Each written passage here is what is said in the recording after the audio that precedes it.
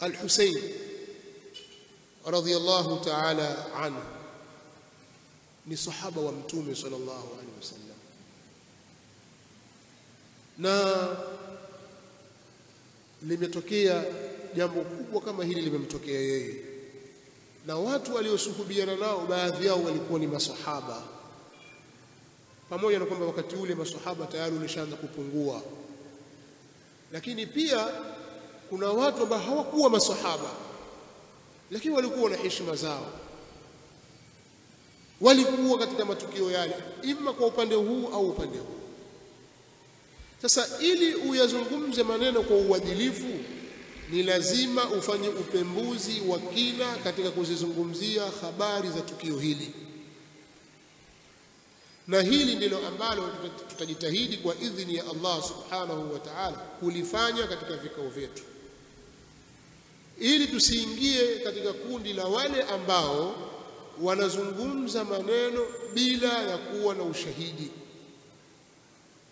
au wale ambao wanapokea habari za porojo wakazisambaza kwa sababu ya mivuto ya kimadhehebu, kwa sababu ya upendeleo wa kifikra na mengineyo kama haya. Hilo insha Allah tumuomba Allah jalla wa ala atusaidie, atuepushe nalo, atuongoze katika jambo hili kulizungumzwa kwa usawa wake. Jambo jingine muhimu ambalo tunatakiwa sisi tulizingatie katika jambo la taarikhi, kwa mfano ikija katika historia, habari yoyote umeisoma katika vitabu vya historia, pengine haina sanad au ina sanad kwa maana ina mtiririko wa wapokezi, lakini yagusa heshima ya mabwana wakubwa katika maswahaba, watakiwa wewe uipime habari ile kwa mujibu wa Qur'an, uipime habari ile kwa mujibu wa as-Sunnah. Labda tajua habari Umar ibn al-Khattab radhiyallahu ta'ala anhu kafanya kadha wa kadha wa kadha katika mambo mabaya kabisa. Wewe rejea Qur'ani yasema nini kuhusu hawa, yeye ni katika kundi la muhajirina au ansar,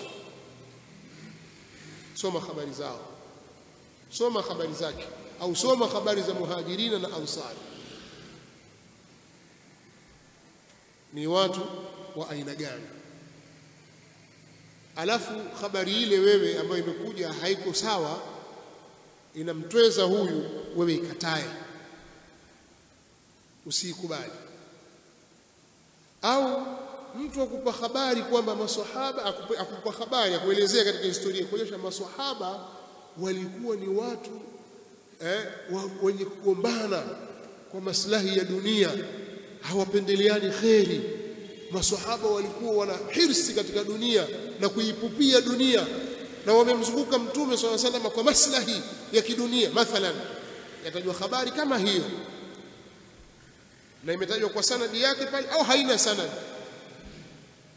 msingi wa kufanya wewe ni kuirejesha habari ile kwenye Qur'an au uirejeshe habari ile katika as-Sunnah. Kwa mfano, ushasoma habari kama hiyo ya kupa picha kwamba kuna kikundi katika maswahaba kazi yao wao ni kufuata maslahi, wamefuata uongozi katika jambo la dini, kwa hiyo wanapigania uongozi. Maswahaba wamekusanyika kwa Mtume sallallahu alaihi wasallam kwa sababu ya kutaka mali. Wewe isome aya 29 ya suratu al-Fath, Muhammadun Rasulullah walladhina ma'ahu ashidda'u 'ala al-kuffari ruhama'u bainahum. Muhammad ni mtume wa Allah, walladhina ma'ahu, na wale ambao wa pamoja na yeye. Wale pamoja naye Mtume sallallahu alaihi wasallam ni kina nani? Masahaba wa Mtume sallallahu alaihi wasallam. Na wale walio pamoja naye ashidda'u 'ala al-kuffar, ni wakali dhidi ya makafiri, kwa maana wana nguvu, wakali, wasusuwavu dhidi ya makafiri, hawataki mzaha, hawana mzaha na wao, ni watu wamesimama barabara katika jambo la dini. Lakini ruhama bainahum, ni wenye kuhurumiana baina yao. Kwa hiyo hili la kwamba kazi yao kupigana au kazi yao kugombana, litafunwa na hili ruhamaa bainahum, kwa sababu Qur'ani ishawasifu hivyo, ni wenye kuhurumiana baina yao. Tarahum ruk'a, utawaona wao ni wenye kurukui pamoja, sujada, ni wenye kusujudi kwa pamoja, yabtaghuna fadlan min Allahi wa ridwana, wanazitafuta au hali ya kuwa wanazitafuta fadhila kutoka kwa Allah na radhi. Ala, kumbe hawa kule kumsuhubiana na mtume kote kuwatafuta fadhila na radhi, Qur'ani ndivyo inavyotuambia. Hiyo habari yako inayosema kwamba wamekuja kutafuta ulua katika ardhi na kutafuta madaraka, itupilie mbali, kwa sababu yapingana na Qur'ani. Habari yoyote itakayogusa saadat min as-sahaba ikawa iko kinyume na inavyoeleza Qur'an, habari ya tarikhi hiyo usiichukue, itupilie mbali. la taqbalanna min at-tawarikh kullama jamaa ar-ruwat wa khatta kullu banani, usikubaliane na habari hizo. habari kaeleza au aya kayasima hum fi wujuhihim min athari as-sujud dhalika mathaluhum fi at-taurah, huwa ni mfano wao umetajwa kwenye Taurati.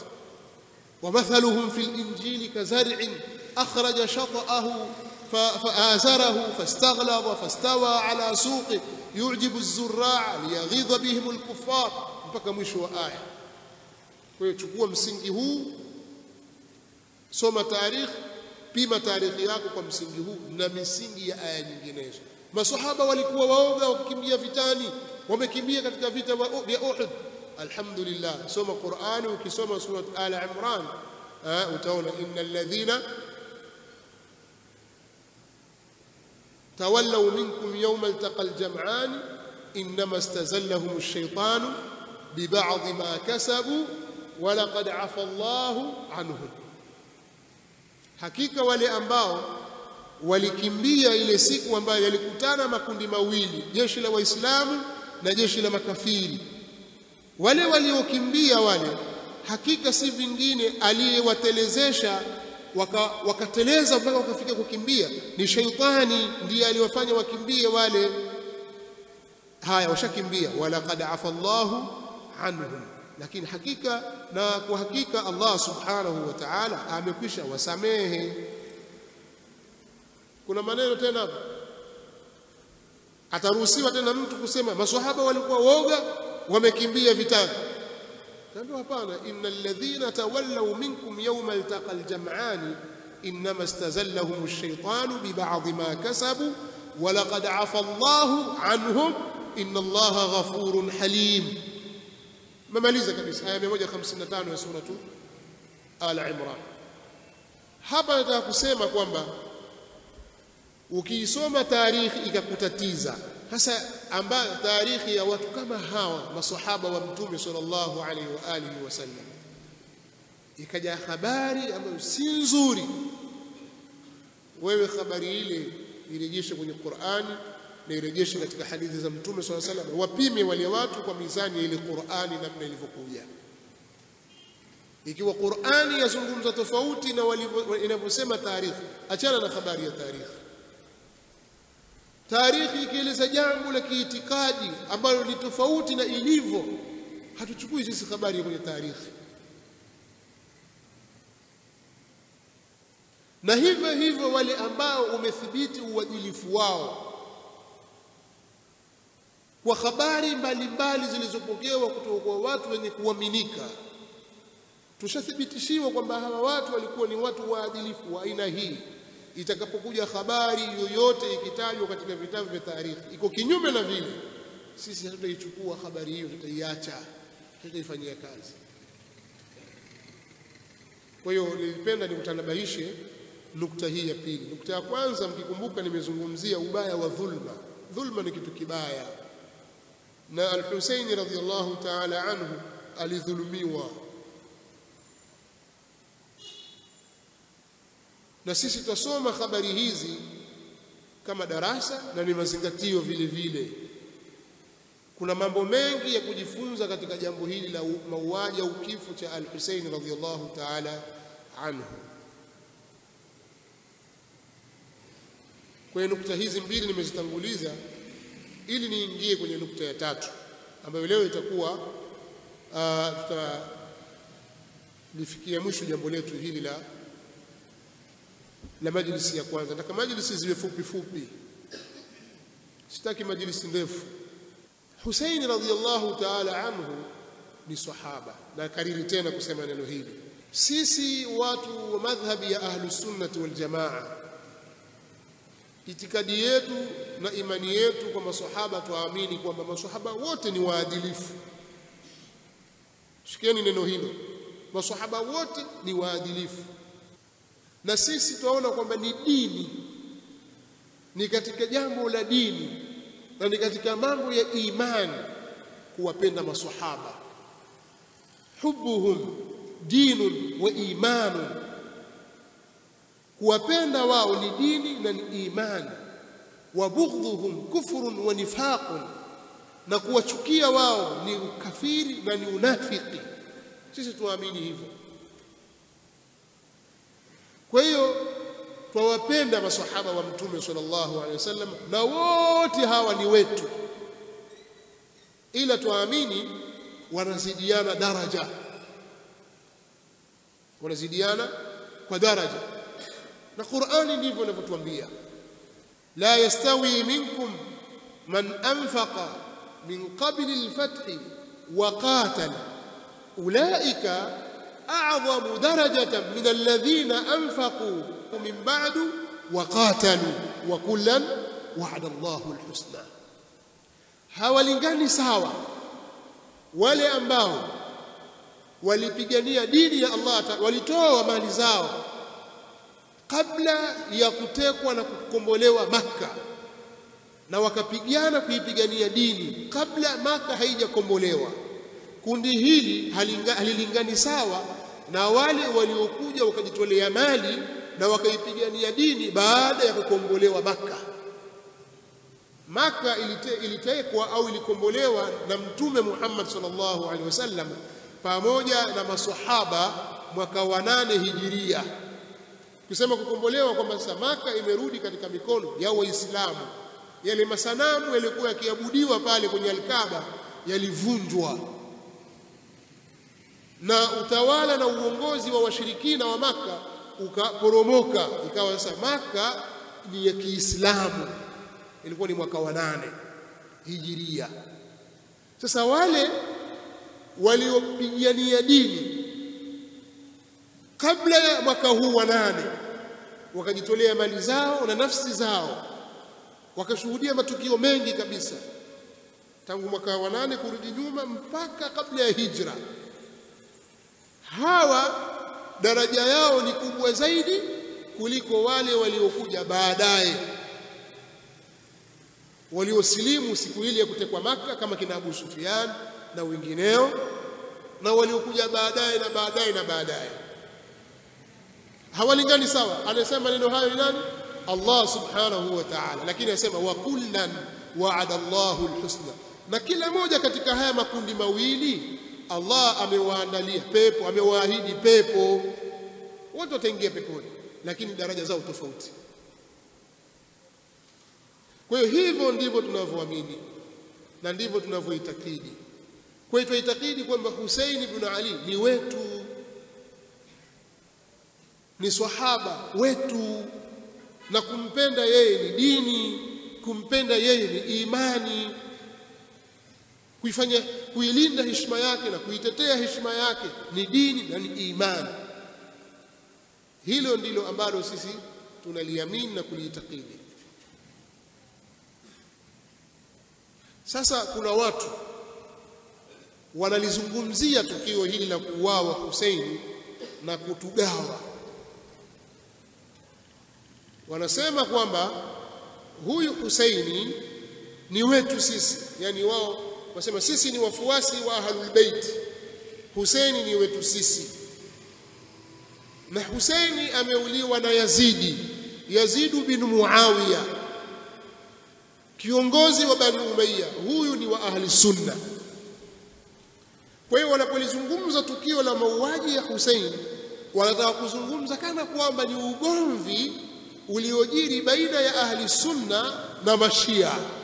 mashia wako upande wa Hussein na ahlu sunna wako upande wa Yazid.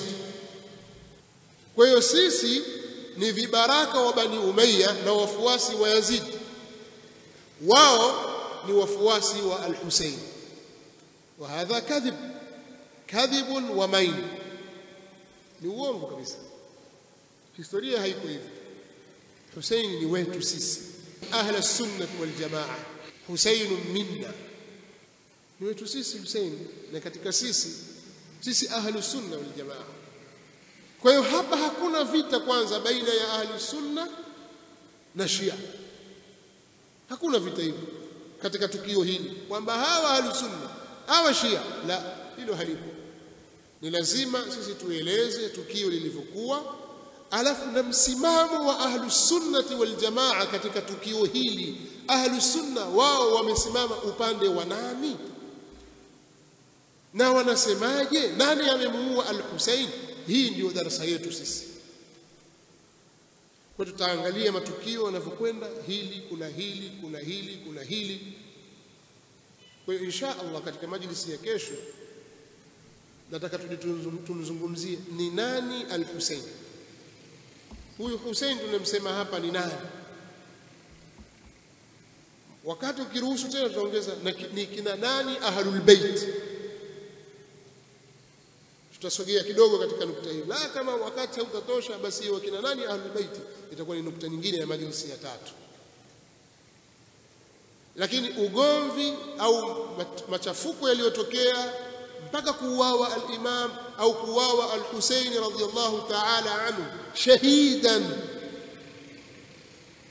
mpaka kufikia kuuawa Hussein radhiyallahu ta'ala anhu, si ugomvi wa baina Shia hawa wanaojiita Shia na ahlus sunna, kwamba kulikuwa kuna kiminyano cha madhehebu hizo mbili, hawa wao huyu na hawa wao huyu, Shia wao Hussein, ahlus sunna wao Yazid.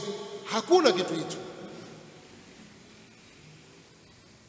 Lakini pia tutaangalia Yazidi ibn Muawiya alishiriki vipi katika mauaji ya al-Hussein. Ameshiriki au hakushiriki, na kama alishiriki mchango wake ni upi? Yote tutakuja kuyaona hayo insha Allah katika majalisi zetu. Pangeadhiniwa kwanza, falyuadhin almuadhin. Naam, tukirudi kumalizia majlisi yetu ya leo kwa kuwafunulia tu njia tutakayoipita, kwamba tutakuja kumzungumzia ni nani al-Hussein radhiyallahu ta'ala anhu, na kina nani ahlul bait. Ahlul bait ni kina nani? Katika nukta hii ya kina nani ahlul bait, yani watu wa nyumbani kwa Mtume sallallahu alaihi wasallam, pana mambo marefu mengi, lakini mimi sitapenda kuyafungua kwa urefu wake.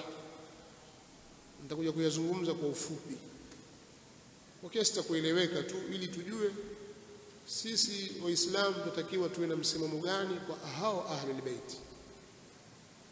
Halafu wale tunayoyajua tuyafanyie kazi, lakini pana mijadala mirefu.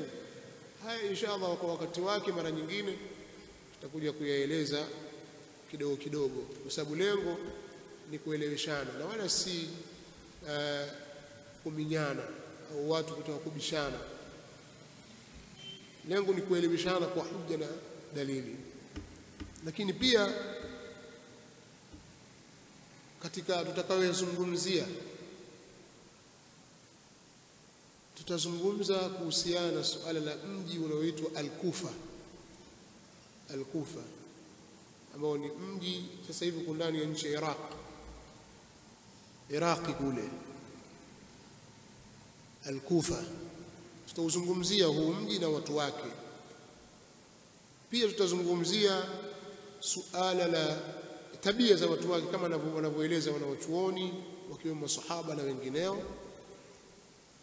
Pia tutaeleza wito wao walioelekeza kwa Hussein, namna walivyomuita al-Hussein bin Ali kwenda katika mji wa Al-Kufa. Tutaelezea safari yake al-Husaini radhiyallahu ta'ala anhu, msimamo wa masahaba katika jambo hili la yeye kwenda huko na kuwaitikia watu hawa. Pia vile vile tutazungumzia suala la mapambano yaliyotokea katika uwanja wa Karbala, ni baina ya nani na nani, walitumwa na nani, ilikuwaje. Tutaeleza ya mambo kidogo kidogo yatawaingia biidhnillah, lakini pia tutakuja kuzungumzia mambo ya kijahilia ambayo yanafanywa hivi sasa na baadhi ya wenye kujinasibu na Hussein, wakidai kwamba wanamhuzunikia al-Hussein, wakawa wanalia na kuomboleza, wanajipiga vifua, na wengine wakajipiga minyororo, wengine wakajichana kwa visu kwenye migongo au kwenye kifua, kwa madai kwamba wanalia damu ya Hussein. Kadhalika masala ya kuvaa nguo nyeusi au kunyoa vipara kwa sababu ya kumhuzunikia Hussein, na namna baadhi ya ndugu zetu wanavyoghilibiwa humu mitaani wakavishwa mafulana meusi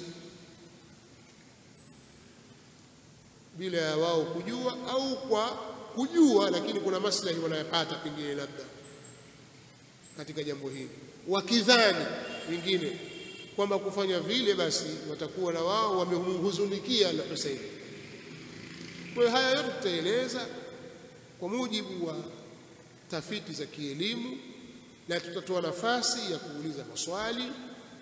Swali liwe lako tu, kwa sababu wakati mwingine mimi ninavyopenda ukija ukiuliza swali, kama swali umelishwa, ukiwa umelishwa swali, mimi nikikuuliza hutaweza kujibu. Wewe uliza kile ambacho kimekutatiza wewe. Wewe umekaa umetatizika, umesikia darasa, mbona kuna hili, wauliza. Si utiwe maneno, nenda kaulize hivi. Ukiuliza nitakuuliza. Lakini ikiwa swali sio lako, ukizungumza tujulikana huyu si lake, afu nitakuuliza na mimi. Sasa tusiende kiushabiki. Sisi tuendeni katika mambo yetu kielimu. Tukaeni kwenye vikao vyetu, tuzungumze mambo yetu kielimu, kwa hoja. Mimi nimefikiria hivi, nimesoma mahali fulani, nimeona jambo nasemwa hivi na hivi. Hapa vipi shekhe, mbona wewe wasema hivi? Je, hili jambo hili lina ushahidi au kuna dalili gani? Mbona kuna hivi? Mambo ya kielimu yanakwenda namna hiyo. Usikubali kubebeshwa maswali ambayo wewe huna uwezo nayo. Huyu anataka kuuliza maswali, aje aulize. Misikiti milango imefunguliwa, ataingia mtu, atakaa, atauliza, alhamdulillah. Yale ambayo yanawezekana kujibiwa yatajibiwa, yale ambayo hayawezekani kujibiwa basi itakuwa ndio kikomo cha elimu yetu. Lakini nitahakikisha kwa idhini ya Allah sitazungumza jambo ila lile ambalo nina ushahidi nalo. Basi sitakisema ila ninachokijua, na lile nisilolijua nitaliacha. Mimi nitaishia hapa leo. Kama mmezoea darasa ndefu labda mpaka saa 2:30 tatu kasoro, hapana, mimi nimeshatosha. Kesho insha Allah tukutane tena hapa katika majlisi ya pili. Wallahu ta'ala a'la wa a'lam. Subhanakallahumma wa bihamdik wa ashhadu an la ilaha illa anta astaghfiruka wa atubu